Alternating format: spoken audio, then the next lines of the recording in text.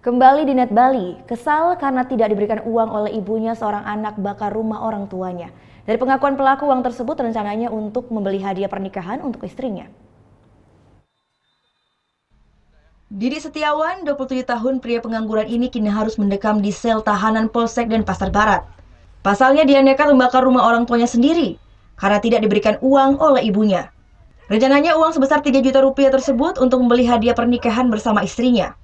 Namun ditolak oleh ibunya karena pelaku sendiri memang sudah berpisah dengan istrinya selama 3 bulan akibat sering melakukan kekerasan dalam rumah tangga. Pelaku yang kesal kemudian membakar rumah milik orang tuanya. Polisi bersama tim lab forensik akan melakukan olah TKP dan pemeriksaan urin pada pelaku. Kalau bilang stres mungkin iyalah, karena dengan istrinya pisah ranjang sudah 3 bulanan. Lalu pada saat itu dia selesai minum-minum, ditegurlah sama tokoh pemuda di sana.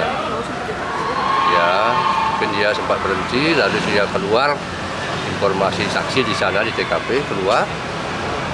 Kemungkinan dia beli bensin pada saat keluar itu. Lalu dia masuk ke kamarnya, keluarkan dia barang-barang itu. Lalu beberapa menit kemudian ada api di dalam. Terjadi kebakaran di rumah, langsung si pelaku ini lari. Dari pemeriksaan TKP, di antara puing-puing sisa kebakaran Senin pagi lalu, saudara pelaku menemukan sebuah alat hisap sabu. Peristiwa pembakaran rumah ini terjadi di Jalan Pulau Batanta, Denpasar pada Sabtu malam lalu. Tidak ada korban jiwa akibat peristiwa ini, karena pada saat kejadian kedua orang tua pelaku tidak ada di rumah. Surya Sanjaya melaporkan untuk Net.